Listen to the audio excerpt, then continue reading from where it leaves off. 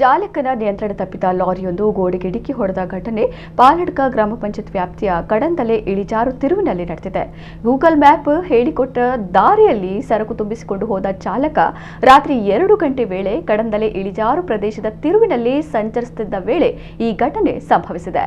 ಹೊಸ ರಸ್ತೆಯಾಗಿರುವುದರಿಂದ ಗೊಂದಲ ಉಂಟಾಗಿದ್ದಲ್ಲದೆ ಚಾಲಕನ ನಿಯಂತ್ರಣ ಕಳೆದುಕೊಂಡು ಲಾರಿ ಗೋಡೆಗೆ ಡಿಕ್ಕಿಯಾಗಿದೆ.